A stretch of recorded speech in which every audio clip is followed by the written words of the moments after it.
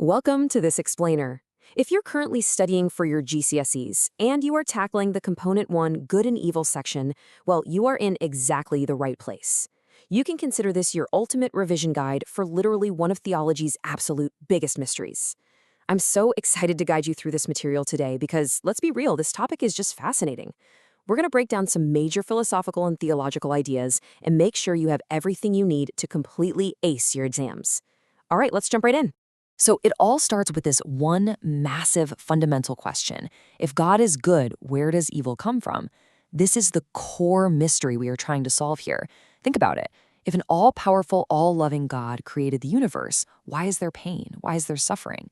Today, we're basically doing some theological detective work to solve this puzzle, looking specifically at how foundational Christian texts and later thinkers have tried to answer this question for centuries. Here is our study checklist for today. 1. Types of evil. 2. Genesis 3 and the fall. 3. Literal versus liberal interpretations. 4. Augustine's privation of good. And 5. Contrasting views on suffering. Section 1. Types of evil. Categorizing suffering. Because before we can figure out where evil comes from, we really need to define exactly what we're talking about. We generally split the concept of evil into two distinct categories, starting with natural evil. Now, this refers to events that are completely 100% uncontrolled by man, but still cause massive suffering. We're talking about natural disasters here. Earthquakes, tsunamis, floods, droughts. These are things happening in the physical world that bring about devastating consequences. But, and this is key, they have absolutely nothing to do with human choices. They are completely outside of our control. Keep that definition locked in your memory. On the flip side of the coin, we have moral evil. You want to contrast this directly with those natural disasters. Moral evil is the suffering caused specifically by human decision and human action. This stems entirely from us using our free will, our ability to choose right from wrong, and deliberately making the wrong choice. Murder, theft, betrayal, war, these are moral evils. They happen because a person or a whole group of people misused their free will. Getting the difference between natural and moral evil straight in your head is absolutely foundational for the rest of this explainer. Okay, moving to section 2, Genesis 3 and the fall, the origin story. For many Christians, the answer to the origin of evil is found right here in chapter 3 of Genesis, the famous story of the fall. You probably know the basics. Adam and Eve disobeyed God. They were explicitly told not to eat the fruit from the tree in the middle of the Garden of Eden, but they went ahead and did it anyway. Now, here is the crucial takeaway for your exams. Adam and Eve didn't have to eat the fruit. They weren't forced into it. They chose to do this using their free will. And because of that one specific choice, the perfection of the garden was shattered. The result? Humanity now suffers the consequences. This single act of disobedience is exactly what theologians point to as the gateway for suffering entering the world. Section 3. Literal versus liberal interpretations. How Christians read Genesis. This is where things get really interesting from an exam perspective, because Christians do not all read this Genesis story the same way. Let's compare them. The literal interpretation holds that the events of Genesis 3 are historically, literally true, exactly as they're written down. Adam and Eve were real, historical people, their actual decisions physically spoiled the world, and we, as their descendants, literally share in their sin today. But in contrast, you have the liberal interpretation, which is often taken by Catholics. They suggest the story is more of a powerful metaphor that tells us about human nature. In this view, Adam and Eve represent all of humanity and our general tendency to use our free will for both good and evil. They might even fold science in here, arguing that as humans evolved, we simply became more intellectually aware of wrongdoing and sin. So you've got two completely different ways to read the exact same text, which leads to very different understandings of how evil actually operates. Before we move to our next major thinker, pause and let's lock in this vital glossary term, original sin. This is defined as the first sin committed by Adam and Eve, which humans are now guilty of and suffer the consequences for. St. Augustine suggested that because of this original sin, we are all born into a world where we already share in that guilt. And that explains why moral evil just keeps happening today. Humans still have free will, and because we carry that original sin, we just continually fail to make the right choices. Make absolutely sure you drop this exact term into your essays. Section 4. Augustine and the privation of good, the theological climax. We are hitting the really heavy philosophical stuff now.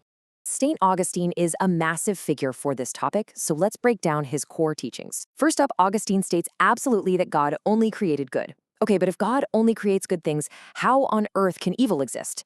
Well, Augustine's radical answer is our second point. Evil is not a created thing, it is not a substance. Instead, he calls it the privation of good. And finally, he argues that God is so infinitely powerful, he can actually bring good out of evil. But wait, we really need to unpack that weird word, privation. Here's your definition. Privation is simply the absence or lack of a quality that is normally present. Think about it like a shadow. A shadow isn't a thing you can scoop up and put in a box, right? A shadow is literally just what happens when there is an absence of light. Or think about cold. Cold isn't a physical substance, it's just a lack of heat. For Augustine, evil works exactly the same way. Evil isn't some dark, sinister force created by God. Evil is simply what happens when goodness goes missing. It's just the absence of good. To bring this idea to life, Augustine writes this in his text, the Enchiridion. Disease and wounds mean nothing but the absence of health. What are called vices in the soul are nothing but privations of natural good. Think about it. When you get sick, the disease isn't a new thing magically added to your body.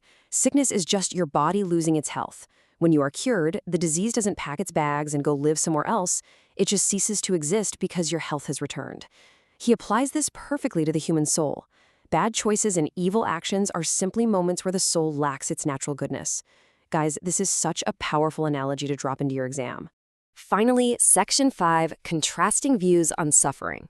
Examining different perspectives. To get those top marks, you can't just know one perspective. You've got to compare and contrast. When we look at early Christian thinkers regarding natural evil, we see a massive divide. For Augustine, natural evil is essentially a punishment or a tragic consequence. Humans sinned, we destroyed God's perfect world, and we completely spoiled the balance of nature. So earthquakes and storms, they are a direct result of humanity breaking the world. But contrast this with St. Irenaeus, whose ideas were famously modernized later by the philosopher John Hick. Hick built on Irenaeus to argue that natural evil is actually completely necessary in what he calls a soul-making world. Think about it. A perfectly safe, consequence-free world wouldn't allow us to grow. We need to experience both good and evil so we can develop important moral qualities. If there was literally no suffering, how could we ever learn compassion? How could we ever learn bravery if there was no danger? Irenaeus and Hick see suffering as a vital tool for human development, whereas Augustine sees it as a tragic consequence of our mistakes. It's a perfect contrast for your essays. So summing up Augustine's ultimate takeaways on why evil exists, he argues that evil actually enhances our admiration of the good. We value the good so much more when we have to compare it to evil. Going back to our earlier analogies, you don't truly appreciate the light until you've been stumbling around in the dark. And you definitely don't appreciate your health until you've been incredibly sick. Furthermore, God's power means that even through all this suffering, evil can ultimately be used to make us better people. Let's wrap this up by putting you in the hot seat. Here is a totally plausible exam question. Describe the origin of evil according to St. Augustine. Ask yourself right now, honestly, could you answer this? Could you explain the fall of Genesis 3? Could you contrast moral and natural evil? Could you clearly define the privation of good and maybe even quote that disease analogy from the Enchiridion? If you've been following along, I know for sure you can. But beyond just passing the exam, this whole topic leaves us with an incredibly profound question to ponder.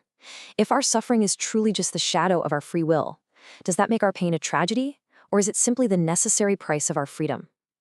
Thank you so much for joining me for this explainer. Keep reviewing these key concepts, and I wish you the absolute best of luck in your studies.